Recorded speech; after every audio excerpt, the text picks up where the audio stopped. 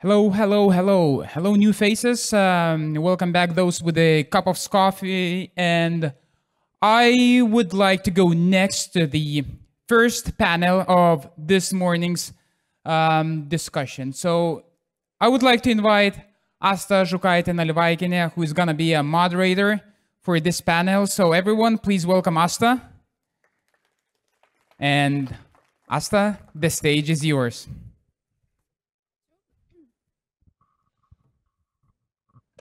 Tai labas rytas visiems. Ši diskusija vyks lietuvių kalba. Ačiū Šarūnui už pristatymą. Esu LNK sporto žinių vedėja, tiesa, šiek tiek laikinai nebe. Ir šiandien man patikėta garbė moderuoti šią diskusiją. Labai smagu čia matyti daug pažįstamų veidų. Šiandien mes diskutuosime apie lyderystę. Ne tik aikštėje, bet ir už aikštės ribų. Ne tik sportuojant, bet ir jau baigus karjerą. Iš tikrųjų, vis daugiau ir daugiau žmonių pasaulyje pradeda mąstyti, ką jie paliks po savęs. Bent jau man susidaro toks įspūdis, kad tas žodis legacy tapo toks labai madingas. Ir žmonės iš tikrųjų nori žinoti, ką jie nuveiks, ką jie paliks po savęs. Ir aš besiruošdama šiai diskusijai šiek tiek pamąsčiau ir prisiminiau, kad buvo toks momentas mano karjeroje, televizijos darbe LNK žiniose, kai aš kažkaip keistai jaučiausi galvodama, kad darau aš tuos sporto reportažus ir jausmas toks tarsi kepčiau burgerius greito maisto restorane. Tarsi toks konvejeris, kad kiekvieną dieną naujas reportažas. Ir atrodydavo, kad klausiu savęs, kur ta išliekamoji vertė. Ir atrodė, kad kažkaip iš tikrųjų kur ta išliekamoji vertė. Bet po to pagalvojusi, iš tikrųjų supratau, kad galbūt tos 2 minutės kažkuriai sporto šakai arba kažkuriam sportininkui yra labai svarbu. Tai ką aš noriu pasakyti, kad turbūt ne kiekvienas iš mūsų kuriam filmus, ar ne kiekvienas iš mūsų rašom knygas. Labą dieną, Martynai. Ir ne kiekvienas iš mūsų žaidžiam krepšinę, ar ne, ir paliekam po savęs labai daug medalių Lietuvai. Tai va šita diskusija šiandien bus tokia, kur aš labai tikiuosi, kad galbūt jūs rasite įkvėpimo, galbūt rasite motyvacijos ir galbūt rasite atsakymų į klausimus, kas yra tas legacy. Ir galbūt susirasite savo legacy, nes mano manimu, šitai diskusijai šiandien mes turime tobulus pašnekovus, tai aš šiandien ir noriu pakviesti į sceną. Visų pirma, olimpinį čempioną, Seimo narį, Virgilijų Alentną kviečiu ant scenos. Jūs įsitaisykite ir aš jau. Rimantą Kaukėną, legendinį krepšininką ir Rimanto Kaukėno labdaros fondo įkūrėją ir vadovą. Sveiki, Rimantai. Arūną Klimavičių, garsų praeityje futbolininką, dabar Lietuvos futbolo asociacijos, futbolininkų asociacijos prezidentas. Sveiki, labas rytas. Ir Brigita Virbalytė, ką tik karjerą pabaigusi, garsiausia turbūt visų laikų Lietuvos ėjikė ir nacionalinės komunikacijos agentūros vadovė. Ne, nacionalinės sporto agentūros komunikacijos vadovė. Tai aš prisijungsiu prie jūsų. Tokią ilgą įžangą pasakiau, nes turim temą apie lyderystę, bet visų pirma, tai aš turbūt Virgilijau, Rimantai, norėčiau paklausti, kas paskatino jūs šiandien čia atvykti ir sudalyvauti tokioje diskusijoje? Visų pirma, tokie renginiai, toks koks vyksta šiandien, tai aš manau, kad tai nėra labai dažnas renginys. Tai ko gero vieni iš pirmųjų renginių Lietuvoje apskritai, kada mes kalbame apie sporto naudą, apie tai, ką gali duoti sportas apskritai. Tai iš tikrųjų aš manau, kad tikrai esu sporte labai daug laiko, buvau profesionalus sportininkas daugiau nei 20 metų ir kaip aš manau, netitolau nuo sporto ir dabar užsiimu sportinę veiklą ir mano, kaip sako, irgi pareigos dabar irgi yra susijusios su sportu. Tai iš tikrųjų malonu man čia būti ir pasidalinti savo mintimis. Rimantai? Aš manau, kad šiais laikais mums labai įdomu, kas ką moka, kas ką žino ir kas ko siekia. Ir tos žinios yra be galo svarbios ir be galo svarbu jas įgauti laiku. Ir šiuo metu viskas keičiasi labai greitai. Be galo greitai viskas evoliucionuoja, visos sporto šakos, visi verslai. Stengiamasi integruoti, implementuoti kiek įmanoma daugiau naujovių. Ir norint tikrai viską, sakykime, žinot, išmokt, tai tokie renginiai yra be galo svarbus. Ir aš manau, kad tai man pačiam asmeniškai tai tikrai labai įdomu išgirsti kiekvieną pranešėją, labai įdomu pabendrauti su visais žmonėm ir negali būti geresnės vietos kaip čia. Tai be galo fantastinis dalykas ir tikiuosi, kad šitas renginys, šita konferencija ateityje taps kuo didesnė, kuo masiškesnė. Aš visus jūs pažįstu asmeniškai, bet pirmą kartą mes taip pat esame susėdę vienoje vietoje, pavyzdžiui, su Brigita, tarsi ping-pongą žaidžiam, ar ne, arba jinai yra moderatorė, arba aš. Bet Brigita, tu irgi žinai, mes neturim tiek daug tokių sporto renginių Lietuvoje, tai tavo nuomonė, ką jie duoda ir kaip Rimantas sako, žinios, jos yra labai svarbios, turbūt svarbu ir ta motivacija, kurią tu gali, bet labai įdomu iš vienos diskusijos keliauti į kitą, klausytis pranešimų ar ne, ką tai gali tau duoti kaip žmogui, nežinau, kaip sportininkui, bet galų gale ir apskritai bet kokiam žmogui čia esančiam. Tai visų pirma, labai norisi padėkoti žmonėms, kurie išdrįso priimti šitą iššūkį. Tikrai pati žinau, kad suorganizuoti tokį renginį Lietuvoje yra pakankamai sudėtinga, tai tikrai sveikinu visą komandą ir man džiugu, kad žmonės, sporto bendruomenė nori augti, nori tobulėti. Man pačiai visada norėjosi pasisemti žinių ir aš niekada nebuvau ta tipinė sportininkė, kur galbūt esu tik tai gyvenime numeris vienas yra treniruotė, varžybos ir būtent tobulėti sporto srityje. Aš visada norėjau tobulėti ir tame savo antrame kelyje. Tai tikrai tie renginiai, tie įvairiausi mokymai, manau, sporto mūsų bendruomeniai tiesiog mus klijuoja kaip vėlgi tą bendruomenę, kuri pasiryžus proveržiams, pasiryžus pokyčiams ir man smagu matyti, kad ta bendruomenė vis stiprėja, o tokie renginiai tiesiog didina mūsų motivaciją ir norą stiprėti ir augti kartu. Arūnai. Aš tikrai norėjau pradžiai padėkoti Ovidijui už tą, sakykime, organizaciją, tą renginį. Aš atsimenu, kaip jaunas vaikinukas atėjo į futbolą, mes žaidžiau Lietuvoje ir po to jo sekė karjera, tik tai viršų buvo futbolas, po to tenisas, dabar krepšinė dirba. Taip kad tos žinios, manau, kad gal kažkam irgi pravers, kad nuo paprasto, sakykime, laiptelio suorganizuoti šitą, sakau, tikrai yra pavyzdys ir džiaugiuosi, kad tas žmogus, kurį sutikau jauną ir dar mažai patyrusi, padarė tokį renginį, todėl tikrai būtent tas įkvėpimas ir tos žinios, kurias įgausi čia, irgi manau, kad turi prisidėti, jeigu jas teisingai panaudoti. Tai gal tada ir pradėkim, ar ne? Mūsų tema šiandien yra ta lyderystė ir tas žodis legacy. Aš net nežinau, ar mes taip turim tokį vertimą į lietuvių kalbą, bent jau man šis žodis neskamba lietuviškai niekaip. Tai dabar daug pasaulyje apie tai yra diskutuojama ir, skulptoriai, menininkai, režisieriai, ar ne, jie palieka kažką, kas yra labai stipriai apčiuopiamo.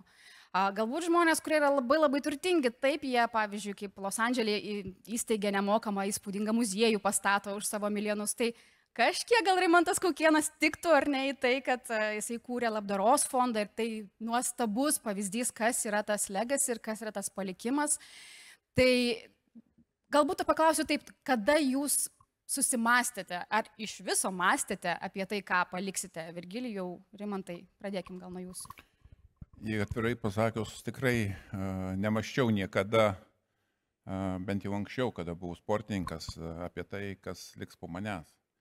Tai vis tik tai tu žmogus susikoncentruoji į iššūkius, į rezultatus, tu nori juos pasiekti, ir ateina tas laikas, kai juos pasieki. Aišku, visada baigus sportinę karjerą, visada ateina tas periodas, kada jau gyvenimas nebėra toks intensyvus ir kaip tai turi grįžti į tą normalų žmogišką gyvenimą. Tai tada pradedi šiek tiek irgi susimastyti, ką tu čia padarėjai, ką tu čia galbūt dar gali padaryti arba kokie tavo kiti iššūkiai gali būti. Tai mano atveju tai vis tik tai aš pasukau kitų kelių, tiesa, nuo sporto labai stengiuosi nenutolti. Tai aš manau, kad čia yra svarbiausia kaip tai, kad tu padarėjai, užkrėsti kitus, ypatingą jaunimą, irgi eiti tuo pačiu keliu. Tai aš galbūt ir savo visur pasisakymuose visada bandau paskatinti jaunimą rinktis sportą. Nu, nebūtinai tai būtų kokie tai jaunieji čempionai ar taip toliau, paprasčiausiai, kad sportuotų, nes jaunimui yra labai svarbu judėti tam, kad jie gerai augtų, vystytųsi ir kada jaunimas pamilsta sportą, ko gero tas išlieka ir ilgesnį laiką. Tai čia aš manau, kad svarbu iš valstybės pusės visada, kada valstybė sukuria planus, tai viskas atrodo popieriui labai gražiai ir kada mes pereiname prie įgyvendinimo, dažnai tai nevirsta rezultatu. Ir čia mes visi laukiam, kad kažkas už mus padarys. Tai aš manau, kad pagrindinė čia ląstelė yra šeima ir kaip šeimoje susiformuoja įpročiai, kaip ir susiformuoja įpročiai judėti, sveikai gyventi, taip toliau, tai jaunimas ima iš to pavyzdį ir tada, ko gero, tas tęstinumas turi prasidėti nuo šeimos ir tada kilti į bendruomenės, į mokyklas ir taip toliau. O ne atvirkščiai iš kažkur tai valdžios institucijų ateina nurodymas. Aš manau, kad taip veikia labiau. Tai mano misija tokia yra irgi, kaip aš įsivaizduoju, kad turiu savo pavyzdžių užkrėsti kitus. Bet kaip manot, Virgilijau, ar įmanoma, tarkim, šitais technologijų laikais įkvėpti per Reelsus, per Instagramą?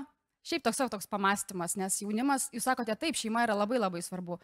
Bet šiais laikais jaunimas labai daug laiko praleidžia telefonuose. Gal ir ten įmanoma gauti? Yra įvairių patirčių ir mūsų šeimoje taip pat buvo įvairių patirčių, ne visi mano irgi atžalos taip pat norėjo rinktis, taip mielai sportavo, buvo aišku tie, kurie reikėjo stabdyti, bet buvo ir tie, ypatingai vyresnis jaunuolis, kuris ne taip norėjo sportuoti, tai reikėjo imtis gudrybių, kad jį irgi įtraukti į tą kelią ir šiais metais abu jaunuoliai debutavo olimpinėse žaidynėse.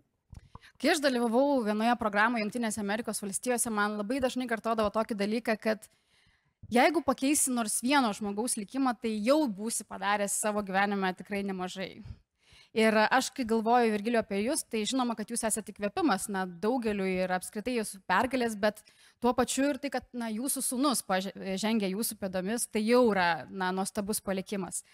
Ir dabar norėčiau pereiti prie Rimanto, kuris buvo tikrai labai labai garsus praeityje krepšininkas.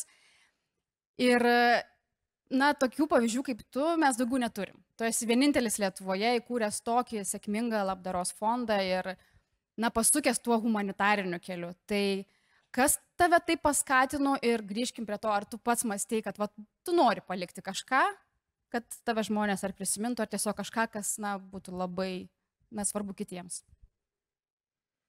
Ačiū už komplimentus, bet iš tikrųjų gyvenimas yra, sakyčiau, sukasi aplink tai, kad mes visi realiai norim, kad mūsų atžalos, mūsų vaikai taptų kiek įmanoma geresni, kiek įmanoma labiau motyvuoti, kiek įmanoma puikios asmenybės, kiek įmanoma protingesni.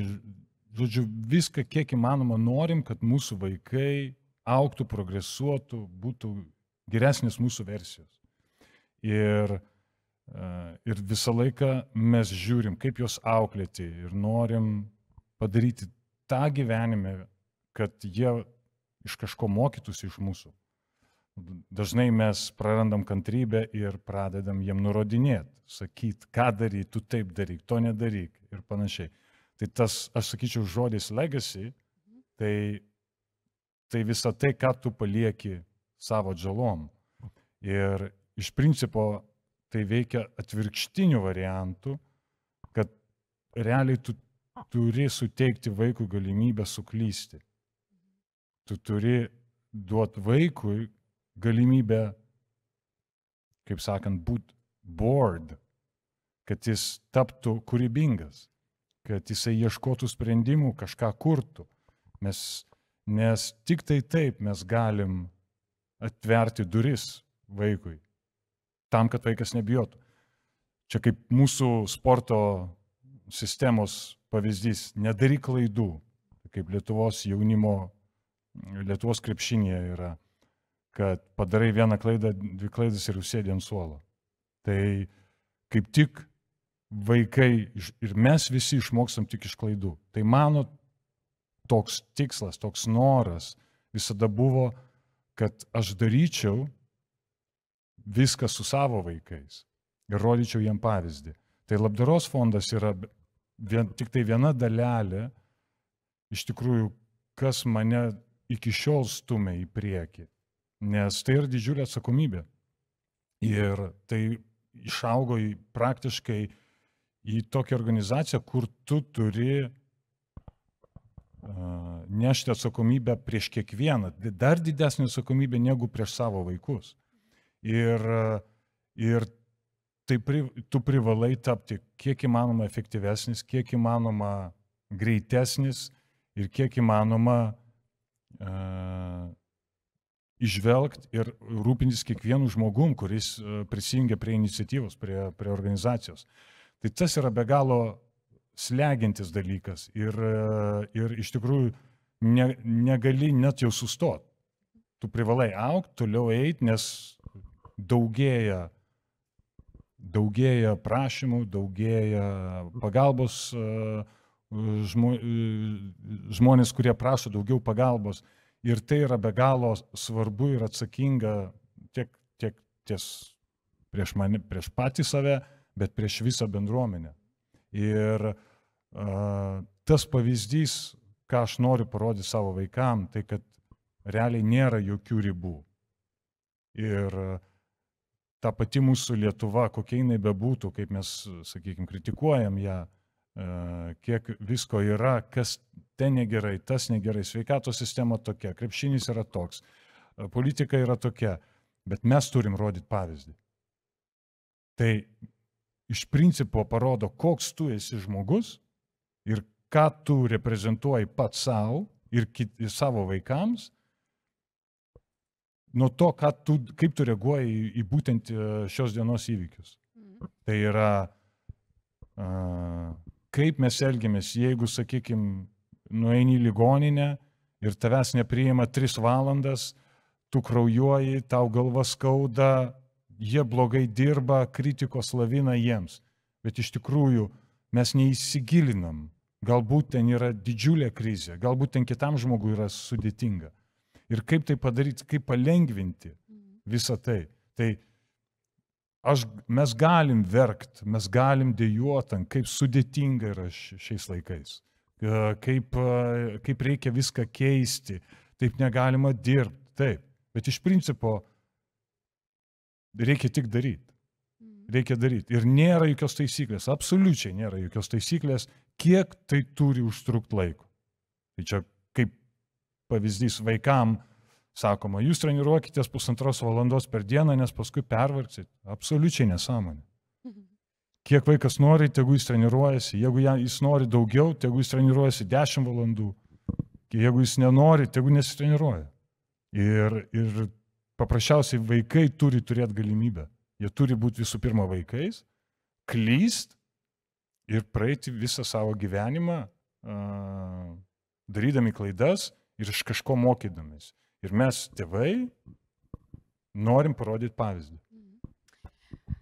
Brigita, noriu tavęs paklausti, nes Rimantas kalba, jo variklis ar ne yra fondas. Didelis variklis jam yra vaikai. Virgilijus irgi kalbėjo apie vaikus. O ką daryti tiems, kurie neturi vaikų, ar ne? Tai kas tada gali būti tapti tuo varikliu? Kas gali skatinti, nežinau, lyderystėje toje, ar ne? Tu tikrai esi nuostabus pavyzdys, kuris gyvenime jau nuveikė nemažai dalykų, ne tik sporte. Tai aš vis tiek eičiau į tą kelią, kurį mini Rimantas. Taip, aš pati neturiu vaikų, bet man turbūt numeris 1, ką aš norėjau savo ir tą dvikrypį tokią karjerą, kur šalia sportinio kelio ėjo ir profesinis kelias, norėjau visada įkvėpti jaunąją kartą. Nebijoti iššūkių, netgi jeigu tave nurašo, kas buvo mano atveju, sporte galbūt buvau nurašinėjama, niekada niekas manęs nelaikė profesionalė sportininkė, nes visada dirbau ir sporto žurnaliste. Tai mano noras buvo ir tikslas toks visada, aš nežinau, irgi galbūt niekada negalvojau, kad aš va čia kažkaip čia turiu kažkoks pavyzdys būti, bet mano toks asmeninis pavyzdys atrodo, kad gali įkvėpti jaunus žmonės nebijoti iššūkių, nebijoti taip pat, kaip Rimantas sako, klysti. Ir vėlgi čia man paskelbus apie karjeros pabaigą visos tos žinutės ir iš užsienio plaukiančios ir iš Lietuvos, kad Brigita buvo tas pavyzdys, kuris būtent tas jaunas mergaitės įkvėpė, kurios galbūt irgi bijo pasirinkti tą sportinį kelią, nes dabar šiais laikais galbūt tų kelių yra labai daug, tai tikrai norėjau ir noriu ir toliau tiesiog, kad žmonės matydami tam tikrus pavyzdžius šalia tų didžiųjų brolių ir seserų nebijotų imtis to kelio, ieškoti tam tikrų kelių ir laužyti stereotipus. Aš savo pavyzdžių tikrai vėliau po 20 metų savo karjeros ir profesinės, ir sportinės tikrai sulaukiau tų tokių pagirų, kad Brigita, visgi tau pavyko palikti žymę tiek sporto pasaulyje, tiek tam profesiniam kelyje pasiekiai nemažai. Tai aš tikrai didžiuojuosi tuo ir manau, tas legacy ir yra apie tai, kad nesvarbu, kokią tą žymę tu paliksi, bet jeigu tu bent vieno žmogaus kelią pakreipiai, padėjai jam surasti tą kelią, galbūt padėjai išmokti kažko, ko jis visiškai nedrįso, tai irgi, tarkim, mano visiškai vakar dienos tokia patirtis, kuri mane kaip ir, nežinau, tiek užmotivavo ir supratau, kad aš, tikrai turbūt tai ir turiu daryti savo pavyzdžių, kol dar neturiu savo vaikų, tai turėjau treniruotę su akla moterimi. Ir atrodė, kad vėlgi kur tos ribos, ką žmogus gali daryti ir kiek aš kaip žmogus galiu tą žmogų padrasinti, kad tai nėra kliūtis kažką gyvenime daryti. Ir turbūt ta moteris labiau mane užmotivavo, nes supratau, kiek jinai gyvenime daro ir nėra kažkokių ribų ar kliūčių kažką daryti gyvenime. Tai manau, mes visi čia sėdintys savo tais pavyzdžiais įrodėme, kad mums svarbu, kad vėlgi būtumėm tais pavyzdžiais, jaunai kartai burtumėm bendruomenės ir mano toks ir buvo visą gyvenimo tikslas. Iš tikrųjų, apie tas ribas man pačiai būdavo įspūdinga matyti Brigitą, atrodo, vieną savaitę jinai daro reportažus, kalbina sportininkus ir aš pati žinau, koks tai yra darbas. Kitas, jinai dalyvauja olimpinėse žaidynėse, pasaulio čempionate ir man tai būdavo wow, ta prasme, kad tai yra žmogus, kuris nuo ryto jinai treniruotės, važiuoja į televiziją, tai yra 2 darbai, tai labai geras pavyzdys iš tikrųjų, kad tos ribos yra tokios plačios, kad mes kartais met patys neįsivaizduojam, kiek daug mes galim padaryti. Arūnai, tau klausimas, žinai, sporte būna laikas ar neskaičiuojam distancijos, įvarčiai, taškai,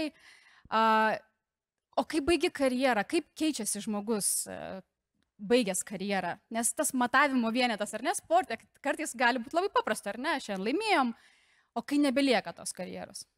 Tikrai aš pripažinsiu, kad sportininkas tą rezultatą visą laiką žiūri ir aš, sakyčiau, džiaugiuosi, kad mano tos, sakykime, tas pažiūra, kad sekantis darbas ar sekanti veikla irgi turi rezultatą turėti.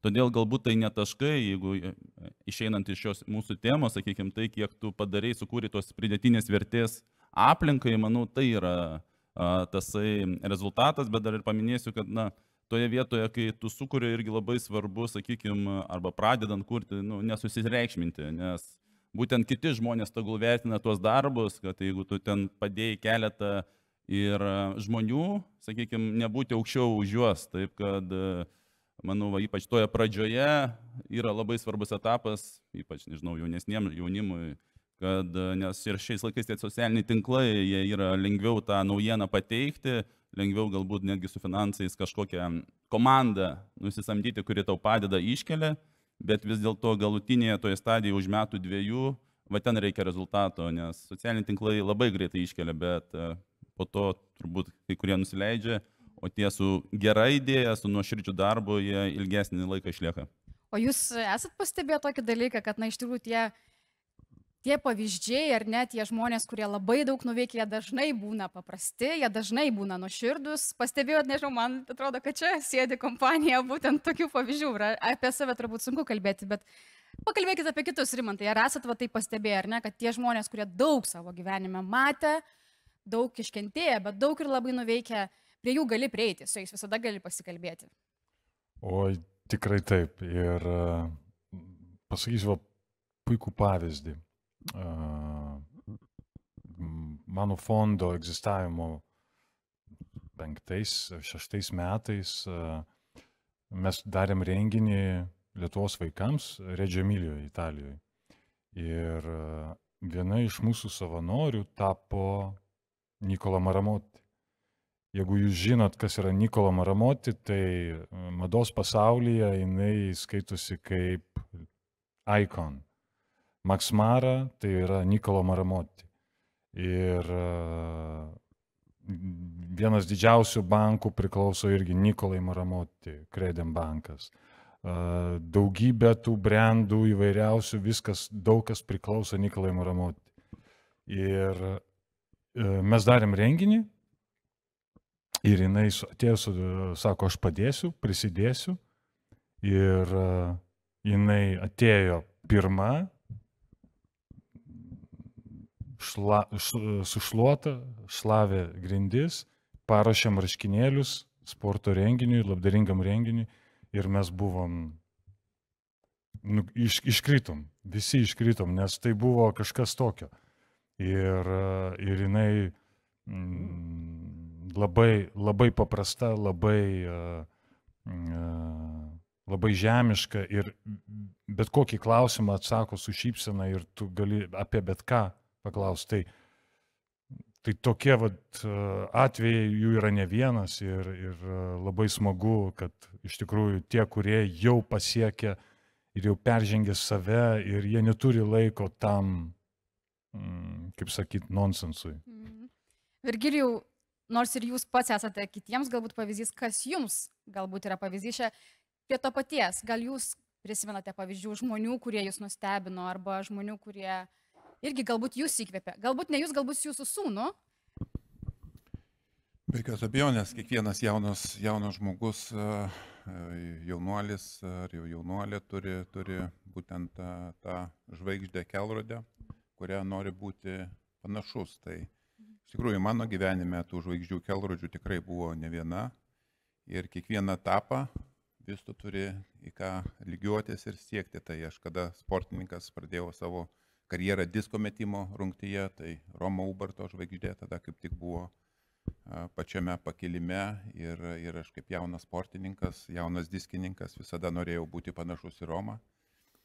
Kiek vėliau, baigus sportinę karjerą, tai iš tikrųjų irgi yra tų pavyzdžių pilna ir mano keliui pasukus į politiką, tai labai geras pavyzdys yra mūsų prezidentas Valdas Adamkus.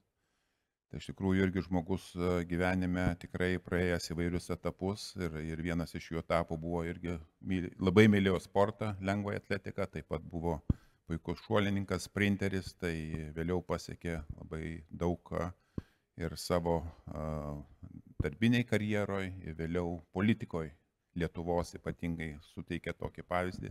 Tai tikrai man yra pavyzdys kaip žmogaus ir liko tokiu pat paprastu, nuoširdžiu žmogum, tokie kaip ir mes visi.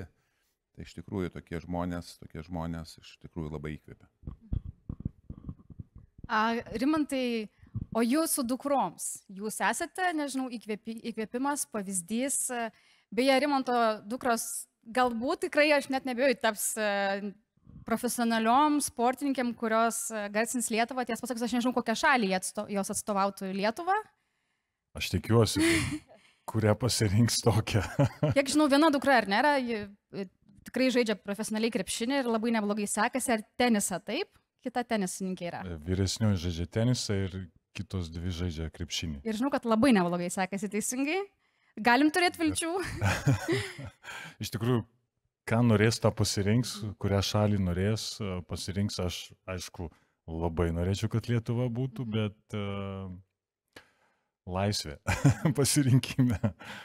Gerai, grįžkim tada prie tos mūsų diskusijos pavadinimo palikimas ir ta lyderystė. Tai kadangi neturim tiek daug laiko, Brigita, vėl peržvelkim, ką duoda sportas, ką duoda sporto karjera, kokias savybės duoda tam, kad tu būtent galėtum baigęs karjerą nuveikti gyvenime dar kažką nesvarbu, politikoje ar ne, versle ir įvairiose kitose srityse.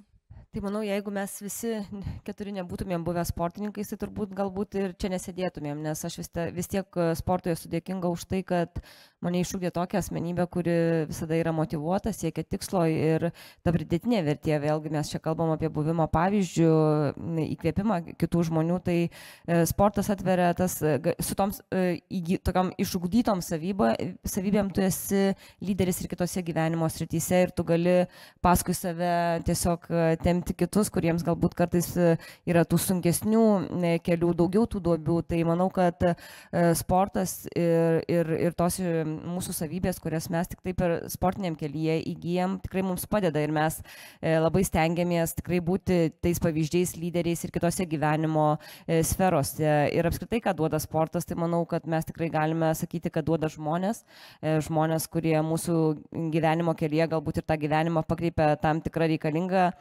kryptimi, tai aš taip džiaugiuosi visais tais sportininkais, su kuriais susipažinau šiame kelyje, vėlgi būdama žurnaliste, tiek daug čempionų kalbinau ir čia grįžtant prie to paprastumo temos, tai man atrodo, lietuviai tikrai yra paprasti ir vėlgi žiūri, kad tas ant kaklo kabantis medalis nereiškia, kad jisai kažkaip gyvenime turi pasikeisti su savo savybėmis ir kažkaip galbūt iškelti aukščiau save virš kitų. Tai tikrai tie žmonės sutikti mano kelyje, manau, davė ir tam tikrą motivaciją ir paskatinimą kažką kitą gyvenime daryti. Ir vėlgi aš taip džiaugiuosi, kad su sportininkais tiesiog atrodo kažkaip draugais mes 2017 metais įkūrėme, tarkime, Nacionalinę sportininkų asociaciją. Tai buvo tam tokia pirminė pradžia, kad sportininkai irgi gali turėti savo balsą, gali vėlgi daryti tam tikrus pokyčius sporto sistemoje. Vėliau Arūnas irgi dar sėkmingesnį kelią su savo organizacija futbolininkų pasiekė. Tai manau, tos savybės, tie sutikti žmonės mums tarsi suteikia tam tikrus sparnus, kad mes iš to sporto kelio arba šalia jo galėtume eiti ir kitų kelių ir daryti labai gražius dalykus. Būtent, Arūnai, jūs įkūrėte futbolininkų asociaciją. Kokios būtent savybės jums padėjo, kas jums padėjo? Galbūt sakysit, ne sportas, galbūt tiesiog buvote lyderis nuo pat mažens. Kai kurios galbūt atsitiktinumai, tie mano keli pasitaikantis, sakykime, tokie sunkumai, kuriuos reikėjo kai kurios dalykus išspręsti teisiniu keliu ir ten, pavyzdžiui, buvau, man atrodo, gal vienas pirmųjų į kasą besikreipiančių iš Lietuvos apskritai turbūt sportininkų ir ten laimėjęs bylą. Todėl, kai atėjo tas galas karjeros ir pamatai, kad jau futbolininkai kreipėsi kai kuriais klausimais, tas kelias galbūt atsirado natūraliai, nes iki tol tikrai aš negalvojau, kad kažkur kažką ten vadovausiu ar pavadinkime, kažką sukursiu, galvojau, būsiu treneris. Valdas Dabrauskas treneris yra sakęs man, kol dar žaidžiau, sako, Arūnai, iš tavęs geras treneris gautųsi, bet aš kol licenciją UEFA laikiausi, būtent salėje supratau, kad aš nenoriu būti treneris, nenoriu dirbti metus darbą ieškotis. Todėl po karjeros visiškai, sakyčiau, pakeičiau kryptį ir kol jaunas buvau, net nebūčiau pagalvojęs. Greičiausiai galvoju, būsiu treneris. Tai šiek tiek gal kaip baigiau karjerą, man vaikas vyresnioji sako, tėtė, sako, iš ko mes dabar gyvensim, sako, tu dar futbolą gali žaisti. Sakau, tu nepergyvenk, viskas gerai. Ir po 3 metų, sakau, susitiksim po 2-3 metų apie tą temą pakalbėsim, kol kas, sakau, esi maža. Ir po to aš pradėjau vardinti, ką, sakykime, kur dirbu, kokias veiklas vystau, nes realiai visos veiklos buvo sukurtos, sugalvotos. Taip kad tas, sakykime, galvojimas futbolio biškį truputį į priekį, nes dažniausiai kažkokius, sakykime, aukštesnius postus futbolio užima gynėjai, nes dažniausiai jiems kai kas gamta pagailėjo fizinių duomenų, kaip man, bet davė gal geresnę galvą. Tai ta geresnė galva tu privedė prie tų idėjų ir dabar veikia viskas, dirbasi ir kažkaip kiti tą vertina. Ta geresnė galva turbūt tinka ir prie Rimanto Kaukieno pozicijos, ar ne? Žmogus aikštelėje kūrėjas buvęs. Kai tu buvai krepšininkas, šis vaikas, tai, svajoji, ar ne? Apie NBA turbūt svajoji, apie Eurolygą. Bet ar įsivaizdavai, kad tau taip gerai seksis po karjeros, tau taip gerai seksis, tokie geri rezultatai bus tavo įkurto labdaros fondo? Toks perbėg savo mintis. Koks buvo vaikas, ką svajoji ir ar įsivaizdavai tokį kelią? Nepaslaptis, kad visi vaikai, kurie žaidžia krepšinį, tikrai svajoja apie NBA, svajoja žaisti būti kaip koks Michaelas Jordanas ar kažkas tokio. Ir aš buvau ne koks kitoks. Ir vienintelis dalykas, kad aš buvau tikrai ir mažas, ir lėtas, ir sakykime, kūdas, ir realiai negalvojau, kad turėsiu galimybę kabintis į krepšinį. Ir iki 9 klasės praktiškai dariau tą, ką man sakė. O po to pradėjau galvoti, jau pats mąstyti, nes norint, kaip be pažiūrėtum į gyvenimą ar į sportą, kad vis tiek viskas priklauso nuo tavo individualių sugebėjimų ir norų, ir tikslų, ir užsispyrimo, ir charakterio. Ir visą tai aš tik supratau vėliau, kad realiai aš nieko nebijau. Jokių iššūkių, nebijau kažko siekti, kažko daryti, nes aš žinau, kad jeigu aš įdėsiu darbo, ir ateis tas rezultatas, anksčiau ir vėliau.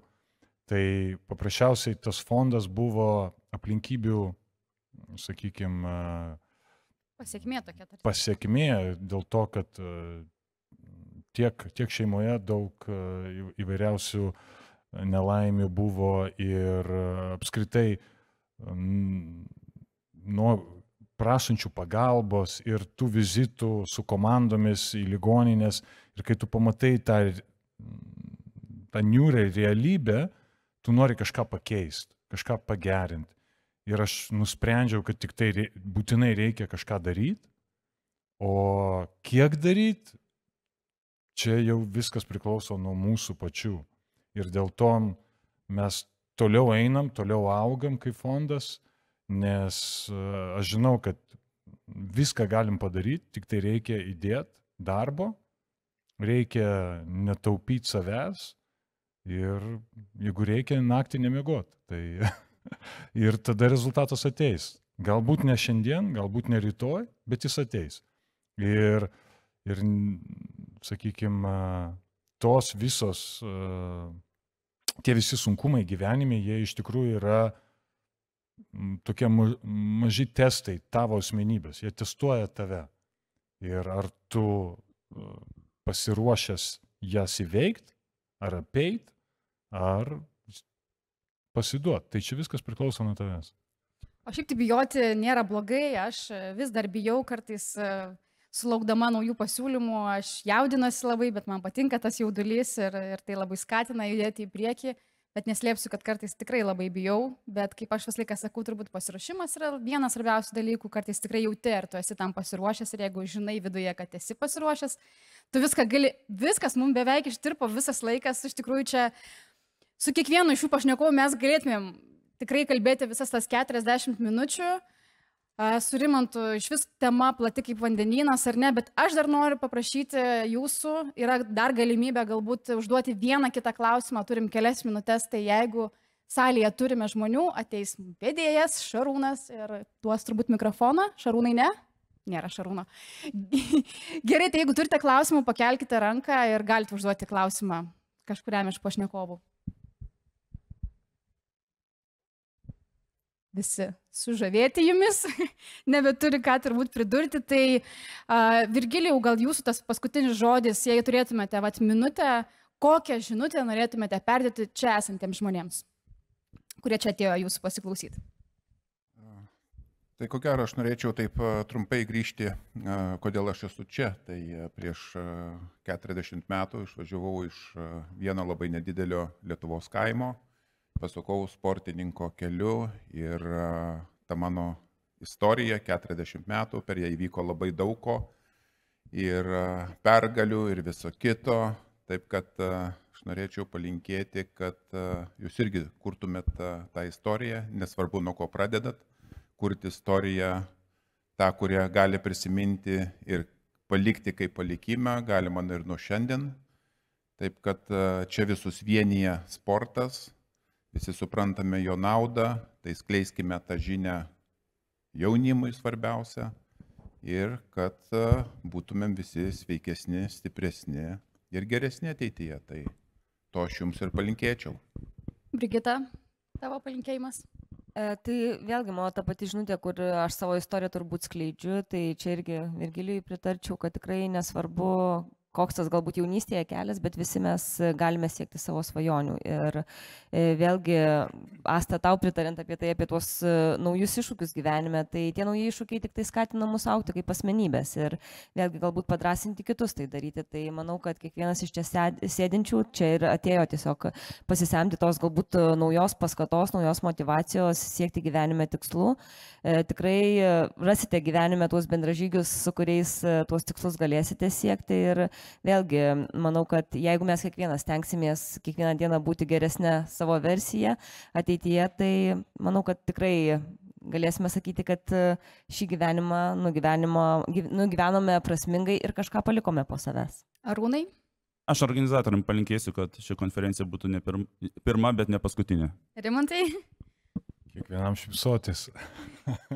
Tai šypsokimės visi, turėjom nuostabų rugsėjį, šiandien turbūt pirmą dieną, kada nešviečia saulė, bet ačiū visiems, kurie čia susirinkote. Tikiuosi, kiekvienas radot kažką, ką pasiimti ir tas legacy turbūt tikrai, pripažinkim, užtenka dalintis žiniomis su kitais ir kiekvienas iš mūsų kažką gyvenime išmokstame, ar ne? Kiekvieno mūsų gyvenimas yra kaip knyga, vienokia ar kitokia. Tai ačiū Jums, dėkojame organizatoriams. Šiandien diena tik prasideda, tai mūsų dar laukia labai daug įspūdingų ir diskusijų, ir pranešimų. Tai dar kartelį ačiū Jums visiems.